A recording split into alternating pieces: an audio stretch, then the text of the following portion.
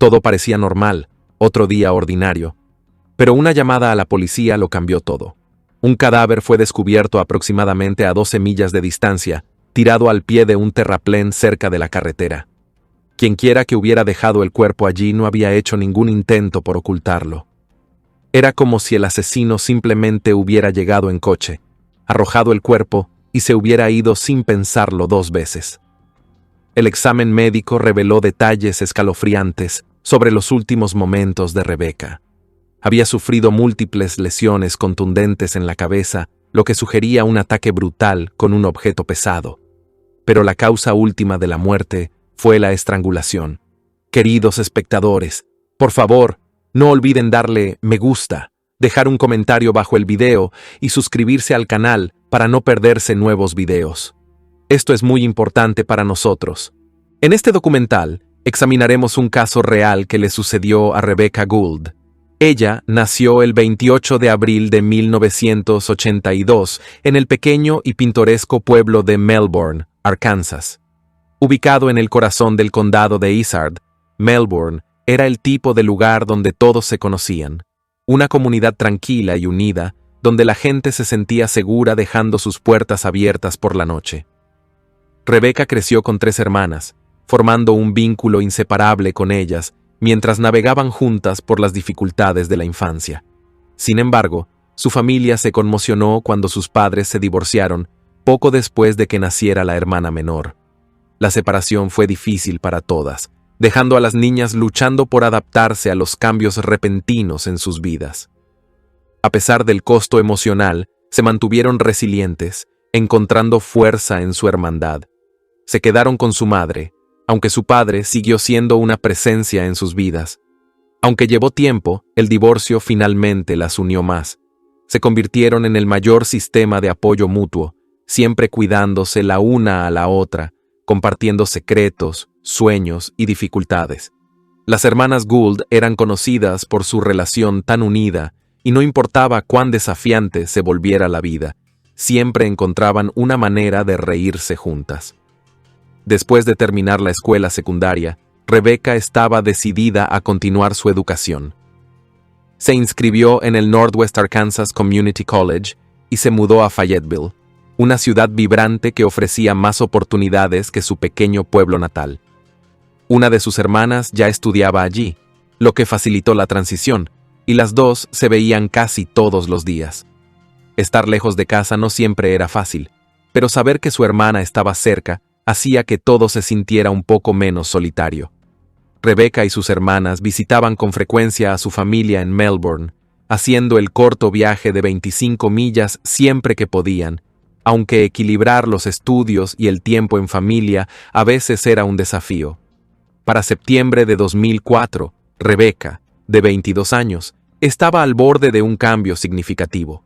Había pasado los últimos meses considerando transferirse a la Universidad de Arkansas, ansiosa por ampliar sus horizontes y continuar su educación.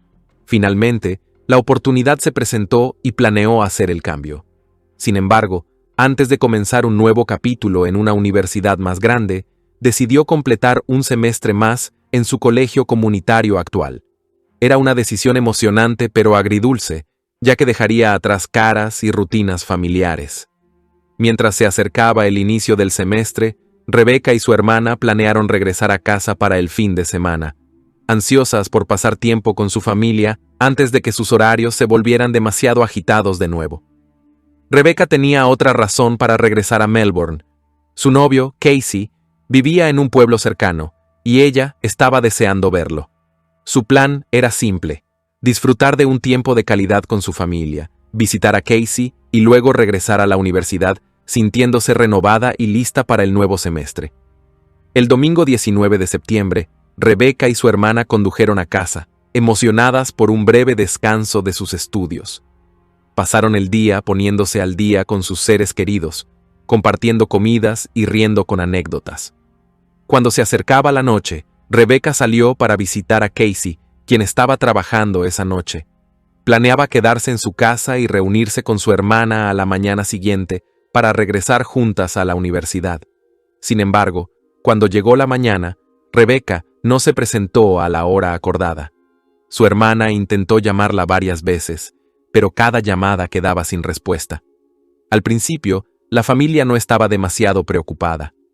Rebecca era una joven adulta, y pensaron que podría haberse quedado dormida o haberse entretenido con planes de último momento con amigos. Tal vez había decidido pasar un poco más de tiempo con Casey antes de regresar a Fayetteville.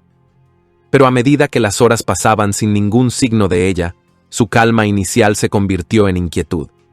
Si Rebecca hubiera decidido quedarse otra noche, al menos habría llamado o enviado un mensaje a alguien.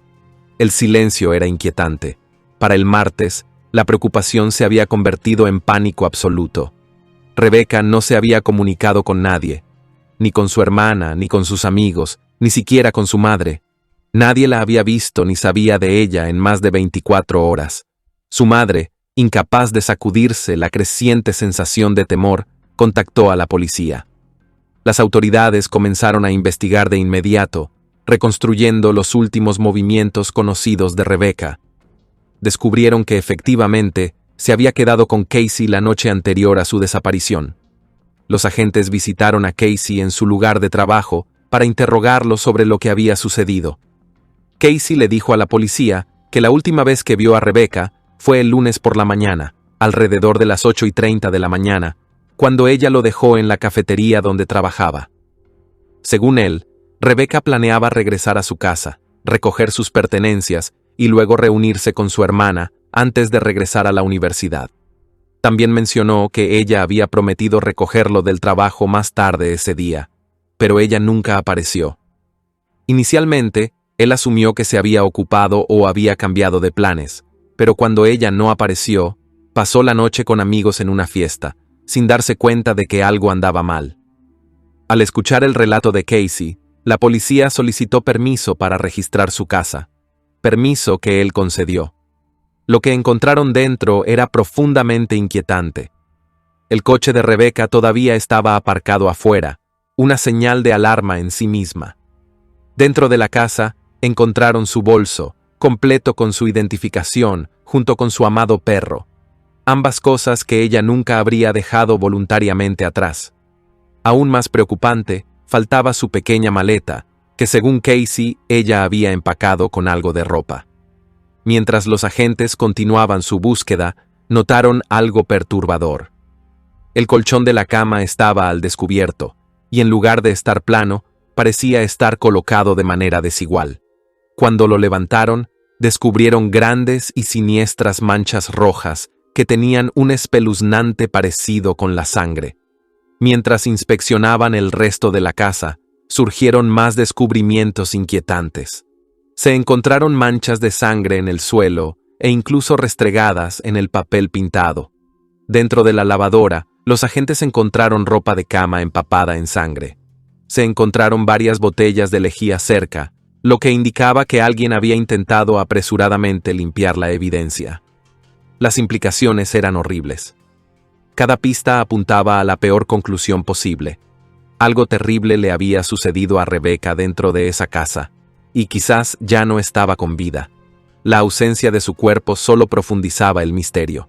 Aunque los investigadores aún no habían encontrado pruebas definitivas que vincularan la sangre con Rebecca, era solo cuestión de tiempo antes de que el análisis de ADN confirmara sus sospechas. Mientras los expertos forenses examinaban meticulosamente cada centímetro de la casa, los detectives intensificaron el interrogatorio del novio de Rebecca, Casey. Dado que posiblemente era la última persona en verla con vida y que se había descubierto una cantidad significativa de sangre en su residencia, era una persona de interés clave en la investigación. Sin embargo, Casey negó enérgicamente cualquier participación en la desaparición de Rebecca. Según su declaración, la última vez que la vio fue la mañana anterior, y ella no se había puesto en contacto con él desde entonces. Insistió en que había pasado la noche con amigos, regresando a casa brevemente para cambiarse de ropa antes de dirigirse a trabajar para su próximo turno. A pesar de la abrumadora evidencia física, Casey mantuvo que no había notado salpicaduras de sangre en el suelo o las paredes y que no había olido a lejía. Además, afirmó que no le pareció extraño que el coche de Rebecca todavía estuviera aparcado frente a su casa o que algunas de sus pertenencias permanecieran en su habitación. La policía, sin embargo, no aceptó rápidamente su versión de los hechos. Aunque no tenían evidencia sustancial en ese momento para acusarlo de asesinato, estaban decididos a descubrir la verdad. Para verificar su coartada, los detectives entrevistaron a todos los amigos de Casey con los que afirmaba haber pasado la noche del lunes. Ellos corroboraron su declaración, afirmando que él estuvo con ellos hasta primeras horas de la mañana siguiente. Esto le proporcionó a Casey una coartada sólida, obligando a la policía a ampliar su búsqueda de otros sospechosos potenciales. A pesar de sus esfuerzos, todavía no tenían una imagen clara de lo que le había sucedido a Rebecca o en qué momento exacto había desaparecido. La única certeza era que no había respondido a ninguna llamada desde la mañana del día anterior.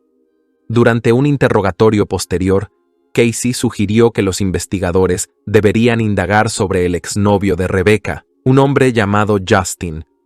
Este consejo llevó a las autoridades a contactar a Justin, pero no se le encontraba por ningún lado y no respondía a las llamadas telefónicas. La coincidencia de su repentina indisponibilidad, al mismo tiempo que la desaparición de Rebecca, levantó sospechas. Sin embargo, 2 días después, Justin reapareció y se puso en contacto con la policía él mismo. Explicó que había estado fuera de la ciudad en un casino con su padre. Los investigadores pudieron confirmar su coartada, ya que las imágenes de vigilancia y los registros del casino lo situaban a kilómetros de distancia de la escena del crimen, descartándolo efectivamente como sospechoso. Mientras los detectives trabajaban incansablemente para reconstruir las últimas horas de Rebecca, descubrieron una pista crucial. Imágenes de vigilancia y testimonios de testigos revelaron que Rebecca se había detenido en una gasolinera cerca del lugar de trabajo de Casey en la mañana de su desaparición. Compró un sándwich de desayuno antes de dirigirse hacia la casa de Casey. Los empleados de la estación la reconocieron en las fotos, confirmando que ella había estado allí en algún momento después de las 8:30 de la mañana. Esta línea de tiempo coincidía con el relato de los hechos de Casey, añadiendo mayor complejidad al caso. Los investigadores encontraron más tarde el mismo sándwich en la casa de Casey, sin tocar. Esto indicaba que Rebecca efectivamente había regresado a casa, pero algo le había sucedido antes de que tuviera la oportunidad de comer. Dado que Casey estaba en el trabajo en ese momento, esto ponía en duda su participación directa. Sin embargo, las autoridades no podían descartar la posibilidad de que estuviera involucrado de alguna manera. La investigación tomó un giro crítico cuando el análisis forense confirmó que la sangre encontrada en la casa de Casey coincidía con la de Rebecca. Además, los expertos no encontraron rastros de ADN extraño en las muestras. Esto solo profundizó el misterio.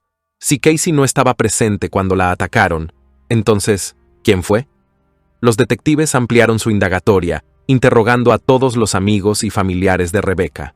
Trabajaron sobre la teoría de que si Rebecca había sido atacada, probablemente era por alguien que conocía, alguien con un motivo personal. La policía también escrutó a todos los conocidos de Casey que tenían acceso a su casa, pero esta línea de investigación no arrojó pistas significativas. Durante días, los investigadores enfrentaron un frustrante punto muerto, hasta que se produjo un avance el 27 de septiembre, una semana después de la desaparición de Rebecca. Su cuerpo fue descubierto aproximadamente a 12 millas de la casa de Casey, al pie de un terraplén cerca de la carretera. La ubicación era apartada, no visible desde la carretera, por lo que era poco probable que alguien lo hubiera encontrado por casualidad. Quienquiera que hubiera desechado el cuerpo no había hecho ningún esfuerzo por ocultarlo. No había señales de una tumba poco profunda, ni de ningún intento por cubrirla con escombros. El perpetrador aparentemente había conducido hasta el lugar, la había arrojado y se había ido. Un examen médico reveló detalles angustiosos sobre los últimos momentos de Rebecca. Había recibido múltiples golpes en la cabeza con un objeto pesado, pero la causa última de la muerte fue la estrangulación. La falta de heridas defensivas sugería que la habían tomado por sorpresa, incapacitándola antes de que tuviera la oportunidad de defenderse. Los expertos estimaron que su cuerpo había estado en el lugar aproximadamente una semana, aunque no pudieron determinar un momento de la muerte más preciso. Mientras procesaban la escena del crimen, los investigadores identificaron un arma homicida potencial. Un piano en la casa de Casey tenía una de sus patas faltante, una pata gruesa y sólida de madera con suficiente peso para infligir lesiones graves. La forma de la pata faltante coincidía con el patrón de trauma encontrado en el cráneo de Rebecca. Cuando fue interrogado, Casey admitió que la pata había estado suelta por algún tiempo y que podría haberse removido fácilmente.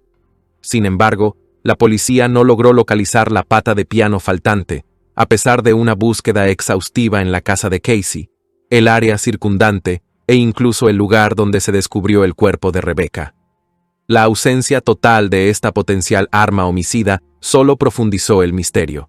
Sin evidencia física que vinculara a un sospechoso con el crimen, los detectives volvieron su atención hacia identificar posibles motivos que pudieron haber llevado a un acto tan brutal.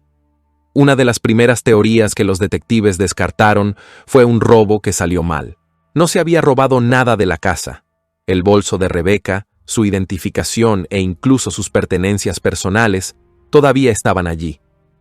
Los únicos artículos faltantes eran la maleta de Rebecca y la pata del piano, ninguno de los cuales sugería un motivo financiero. Además, la ausencia de signos de violencia sexual llevó a los investigadores a creer que se trataba de un asesinato dirigido. Alguien había querido a Rebecca muerta y habían actuado con suficiente preparación para minimizar las posibilidades de ser atrapados. Surgió otra posibilidad perturbadora. ¿Era el perpetrador alguien que Rebecca conocía? Dado que no había signos de entrada forzada, la policía creyó que pudo haber dejado entrar al asesino voluntariamente. Dado que fue atacada casi inmediatamente después de regresar a la casa de Casey, era posible que el asesino la hubiera estado observando, consciente de su horario y de la ausencia de Casey esa mañana. Los investigadores especularon que el asesino se había quedado en la casa durante varias horas, intentando fregar cualquier evidencia usando lejía antes de transportar el cuerpo de Rebecca al terraplén donde luego fue encontrado. A pesar de estas teorías de trabajo, los detectives enfrentaron un obstáculo significativo. Prácticamente no había evidencia. Sin pruebas físicas, un sospechoso o incluso un motivo sólido, el caso se estancó. Durante los meses siguientes, ampliaron su investigación, indagando sobre cientos de posibles sospechosos, incluidos amigos de Casey, conocidos de Rebecca e incluso extraños que vivían en pueblos cercanos. Los investigadores siguieron innumerables pistas, pero ninguna los acercó a resolver el caso. Recibieron un aluvión de tips de los locales. Sin embargo, muchos de estos se basaban en especulaciones en lugar de hechos, resultando en callejones sin salida. A medida que pasaba el tiempo, el caso se enfriaba. Varios años después, fue reabierto múltiples veces, con nuevos equipos de detectives examinando la evidencia con una mirada fresca. Sin embargo, cada intento por reavivar la investigación resultó en la misma conclusión frustrante. Sin un motivo claro o evidencia concreta, identificar al perpetrador seguía siendo imposible. La falta de respuestas en torno al asesinato de Rebecca eventualmente captó la atención nacional, atrayendo a investigadores aficionados y entusiastas del true crime que esperaban armar el rompecabezas. Un periodista, George Jarrett, había estado siguiendo el caso desde sus inicios. Apasionado por descubrir la verdad, dedicó años a investigar el crimen, publicando artículos e incluso escribiendo un libro detallando la investigación. A medida que el caso ganaba tracción en la comunidad del true crime, Jarrett lanzó un podcast discutiendo sus muchos misterios. Durante su investigación, se conectó con Jennifer Buckles, una ex oficial de contrainteligencia del ejército de los EEU, que había desarrollado un interés en el caso. Reconociendo su determinación compartida, los dos decidieron colaborar. Crearon un grupo de Facebook dedicado a discutir el asesinato de Rebecca, donde interactuaron con miles de seguidores que compartían teorías, analizaban evidencia y debatían sobre potenciales sospechosos. En los primeros meses de actividad del grupo, un suscriptor en particular destacó: William Miller. Despertó su curiosidad por dos razones. En primer lugar, Miller vivía en Filipinas, lo que hacía que su profundo interés en un crimen sin resolver de un pequeño pueblo de Arkansas pareciera inusual. En segundo lugar, era muy activo en las discusiones, comentando frecuentemente en las publicaciones, interactuando con otros miembros e incluso enviando mensajes directamente a Jared y Buckholz. Miller expresó un fuerte deseo de ayudar a resolver el caso, a menudo sugiriendo teorías y señalando detalles que habían pasado desapercibidos para otros. Exhibió un conocimiento extenso de la escena del crimen, incluyendo información oscura sobre el área donde se encontró el cuerpo de Rebecca, detalles que nunca se habían divulgado ampliamente. A medida que pasaba el tiempo, George y Jennifer se volvieron cada vez más sospechosos del comportamiento de Miller. Optaron por ser discretos sobre sus preocupaciones, monitoreando cuidadosamente su actividad para evitar alertarlo. Entonces, llegó un avance de una fuente inesperada. Uno de los miembros del grupo, un experto en genealogía, realizó una búsqueda de antecedentes simples sobre Miller. Lo que descubrió envió ondas de choque a través del grupo. Miller no era solo un curioso externo, era el primo de Casey. Esta revelación planteó serias preguntas. ¿Por qué Miller había estado tan involucrado en este caso durante años, a pesar de vivir a miles de millas de distancia? ¿Por qué había ocultado su conexión familiar? Decididos a obtener respuestas, Jared y Buckholz contactaron a la policía, presentando sus sospechas y la nueva información que habían descubierto. Los investigadores revisaron sus hallazgos y se sorprendieron al darse cuenta de que el nombre de Miller había estado en los archivos originales del caso de 2004. Resultó que William Miller había estado en la ciudad alrededor del momento del asesinato de Rebecca. Miller ya había sido interrogado durante la investigación inicial, declarando que había viajado desde Texas para ayudar a otro familiar. Admitió haber visitado a Casey 2 veces, 2 días antes de la desaparición de Rebecca y luego nuevamente al día siguiente. Durante su segunda visita, afirmó que ni siquiera había entrado en la casa. En cambio, Rebecca lo había visto parado afuera a través de la ventana y le informó a Casey que alguien estaba merodeando cerca de la propiedad. Casey salió, habló con su primo durante unos 15 minutos y luego Miller se fue. En ese momento, su presencia no había despertado ninguna sospecha, pero ahora, con nueva evidencia saliendo a la luz, los detectives estaban mostrando un interés mucho más profundo en él. Mientras profundizaban en los antecedentes de Miller, descubrieron un historial preocupante. Había sido sospechoso en múltiples casos a lo largo de los años, incluido un cargo de agresión en 2002 que involucraba a un menor. Más tarde, fue arrestado por irrumpir en la casa de su exesposa y atacarla. A pesar de la gravedad de estos crímenes, Miller nunca enfrentó serias consecuencias legales. Eventualmente, se trasladó a Filipinas, donde comenzó una nueva vida, casándose, teniendo hijos y trabajando en plataformas petroleras mar adentro. Los detectives estaban ansiosos por interrogarlo nuevamente, pero con Miller viviendo en el extranjero, llevarlo a declarar era casi imposible. Tampoco respondía a los intentos de contacto.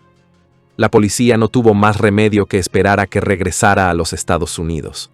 Esto finalmente sucedió en 2020, cuando los funcionarios de aduanas notificaron a las autoridades que Miller había reingresado al país y viajado a Oregón, donde vivía su madre. Los detectives llamaron a su madre en un intento por localizarlo, pero ella afirmó que no había visto a su hijo en mucho tiempo.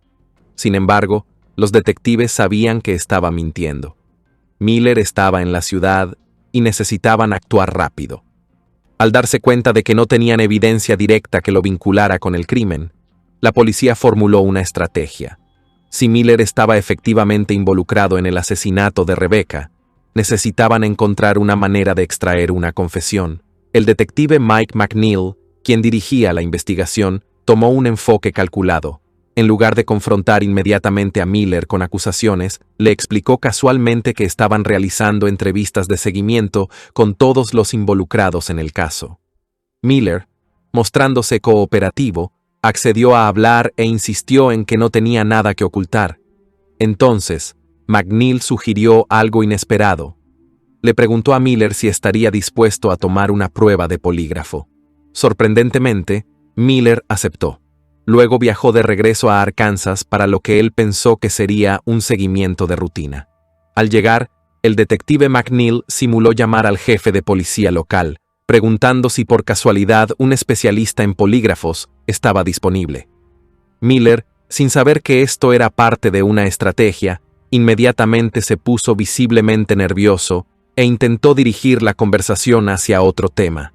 Mientras tanto, el detective continuó con la farsa, alejándose como si estuviera haciendo arreglos.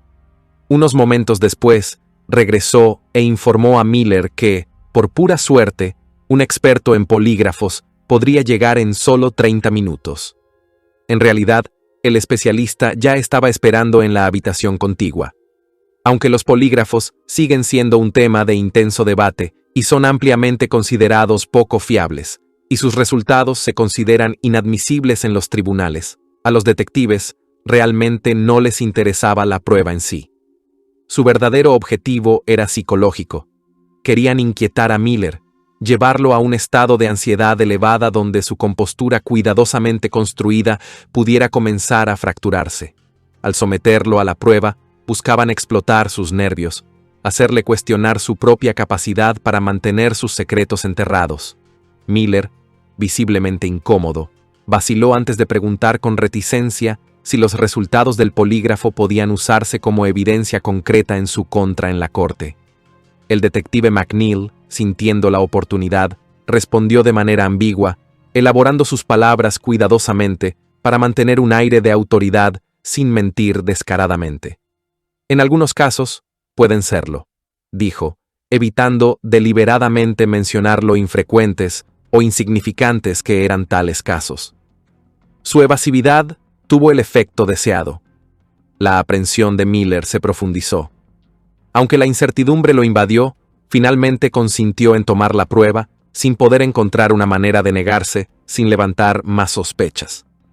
Como se esperaba, Miller falló espectacularmente. El examinador del polígrafo, siguiendo el protocolo estándar, concluyó que Miller había sido engañoso al responder todas las preguntas críticas, particularmente aquellas concernientes a su conexión con el asesinato de Rebecca. Sus respuestas lo traicionaron, las reacciones involuntarias de su cuerpo exponiendo la culpa que tanto había intentado suprimir. Los detectives habían estado esperando este momento. Observando cómo la ansiedad de Miller se disparaba, McNeil presionó sin vacilar. Con la voz calmada pero firme, asestó el siguiente golpe. Afirmó que los analistas forenses habían reexaminado recientemente la evidencia de la investigación original y habían descubierto rastros del ADN de Rebecca en muestras tomadas del automóvil de Miller. En realidad, no existían tales hallazgos forenses. La policía nunca había recolectado o analizado ADN del vehículo de Miller en 2004. Era un engaño calculado, una táctica de interrogatorio legal pero éticamente dudosa, diseñada para empujar a un sospechoso al límite. La reacción de Miller fue instantánea. Su expresión cambió, su respiración se cortó y una ola de pánico cruzó su rostro. Permaneció inmóvil durante varios segundos, su mente sopesando las implicaciones. McNeil aprovechó la ventaja, remarcando el punto con insistencia implacable. «Tenemos la prueba», dijo con certeza. «Estás atrapado. Lo único que te queda por hacer es decir la verdad». El peso psicológico del momento era aplastante. Las defensas de Miller, ya dañadas por el interrogatorio, comenzaron a desmoronarse. Sus dedos se crisparon contra los reposabrazos de metal de su silla. Su rodilla rebotaba de manera errática. El silencio en la habitación se extendió, espeso y sofocante, antes de que finalmente hablara. Pero no con una confesión directa. En cambio, se aferró a una historia desesperada e inverosímil. «Yo no la maté», soltó. Su voz era temblorosa pero determinada, aferrándose a una esperanza mínima de que los detectives pudieran creerle. «Lo juro. Esa mañana fui a la casa de Casey, y cuando entré, ella ya estaba muerta. Había alguien más allí. Un tipo, con una máscara. Él debe haberlo hecho. McNeil no se lo creyó ni por un segundo. Su mirada se clavó en Miller, sin pestañear, su silencio cargado de acusación. Entonces, sucedió algo inesperado. Miller inhaló bruscamente y luego contuvo la respiración. Sus dedos se apretaron formando puños antes de relajarse lentamente. Miró directamente a McNeil, sus ojos oscuros e indescifrables. Pasó otro momento de silencio, que se extendió como una eternidad, antes de que finalmente exhalara y pronunciara las palabras que los detectives habían estado esperando. Voy a decírselo. Yo lo hice. Lamento lo que hice. Según Miller, esa mañana se había dirigido a un viaje de caza en el denso bosque cerca de la casa de su primo Casey. Estaba familiarizado con el terreno, habiendo pasado años en el área durante sus días de escuela. Sin embargo, mientras recorría el bosque, un pensamiento lo asaltó repentinamente. La novia de Casey, Rebecca, estaba en la casa. Por razones que no podía explicar completamente, sintió un impulso de hablar con ella. Era una compulsión inexplicable que pronto escaló a algo mucho más siniestro. Miller llamó a la puerta, fabricando un pretexto para entrar. Le dijo a Rebecca que necesitaba usar el teléfono, y ella, sin sospechar de ninguna intención maliciosa, lo dejó entrar sin dudar. Mientras fingía hacer una llamada, Miller comenzó a caminar por la sala de estar, su mente acelerándose.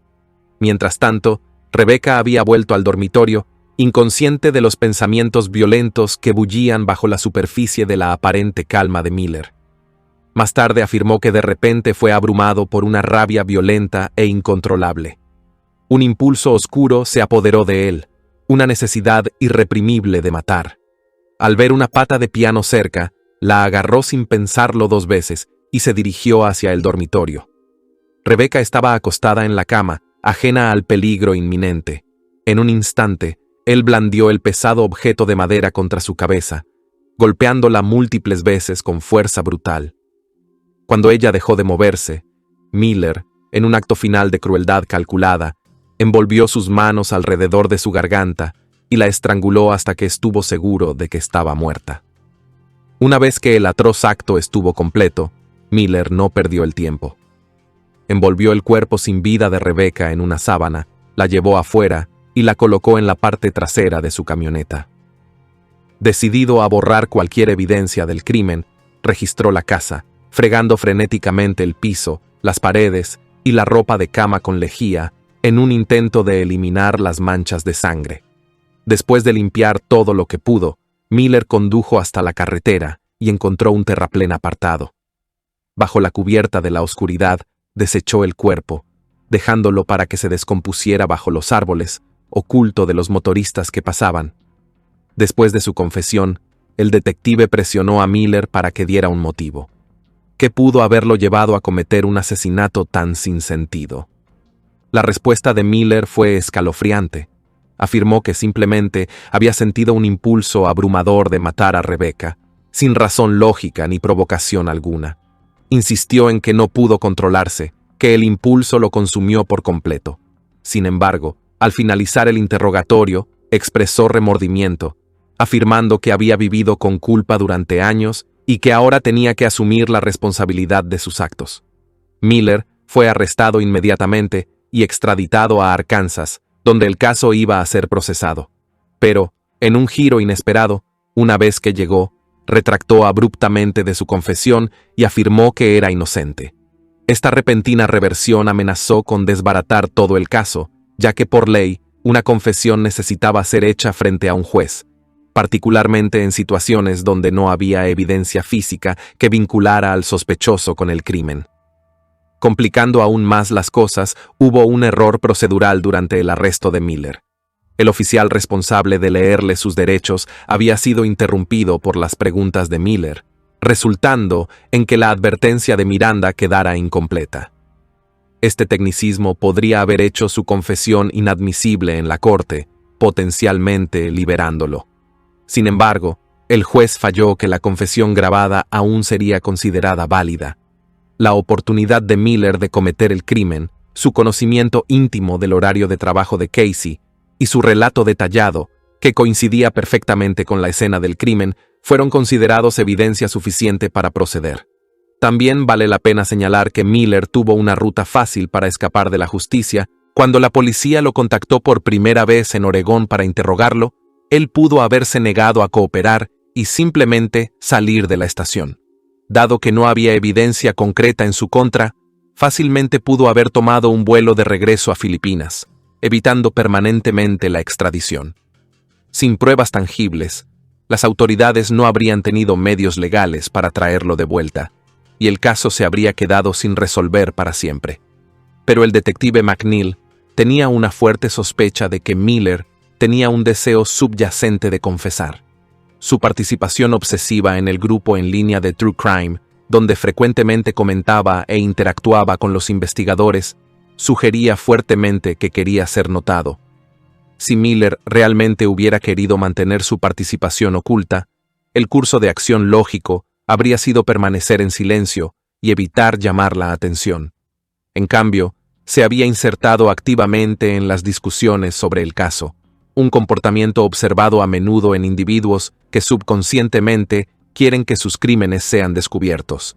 Quizás su decisión de permanecer en la sala de interrogatorios sin solicitar un abogado fue parte de esta misma lucha interna. Simplemente no podía continuar viviendo bajo el peso de su culpa.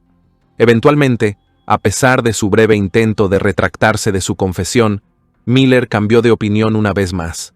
Finalmente llegó a un acuerdo de culpabilidad con la fiscalía, llevando cierta forma de cierre al caso. Sin embargo, lo que siguió después envió ondas de choque a través de la investigación. Mientras cumplía condena entre rejas, Miller hizo una revelación horripilante. Rebecca no era su única víctima. En una escalofriante admisión, confesó haber asesinado a otras 5 mujeres a lo largo de su vida. La parte más perturbadora, ni siquiera podía recordar sus nombres. Según su nuevo relato, atraería mujeres a su automóvil, las llevaría a lugares remotos y las mataría sin dudar. Reveló además que seleccionaba a sus víctimas basándose en su apariencia, específicamente buscando mujeres jóvenes, delgadas, bajas y con cabello claro. Los detectives reconocieron inmediatamente la importancia de esta descripción. Rebecca se ajustaba perfectamente a su perfil de víctima preferido. Esta nueva información llevó a los investigadores a reconsiderar la naturaleza de su asesinato. ¿Había sido elegida específicamente porque coincidía con el tipo preferido de Miller? Si Miller era de hecho un asesino en serie, esto explicaría por qué había elegido matar a la novia de su primo sin un motivo discernible. El acto no era personal, era simplemente otro en un largo patrón de crímenes horribles. Con esta confesión, las agencias de aplicación de la ley en múltiples jurisdicciones reabrieron casos fríos en un intento de vincular a Miller con otros asesinatos sin resolver. Si bien la extensión de sus crímenes sigue siendo incierta, un hecho es claro. El asesinato de Rebecca no fue un incidente aislado, sino parte de un patrón mucho más grande y siniestro. Dado que Miller había pasado 25 años trabajando en plataformas petroleras mar adentro, su trabajo lo había llevado a través de múltiples estados e incluso a ubicaciones internacionales. Este estilo de vida transitorio significaba que tenía la oportunidad de cometer numerosos crímenes sin atraer mucha sospecha. Si sus confesiones sobre asesinatos adicionales eran ciertas, sugeriría que sus tendencias violentas habían estado presentes durante décadas, y Rebecca era solo una de muchas víctimas. Sin embargo, hasta ahora, los funcionarios encargados de hacer cumplir la ley no han encontrado evidencia concreta que respalde estas afirmaciones, dejando muchas preguntas sin respuesta. Los investigadores continúan revisando archivos de casos antiguos, reexaminando asesinatos sin resolver que coincidan con el patrón y el tipo de víctima de Miller, con la esperanza de descubrir vínculos que puedan llevar justicia a otras familias. En 2022, después de un largo proceso legal, William Miller fue sentenciado oficialmente a 40 años de prisión por su confesión del asesinato de Rebecca,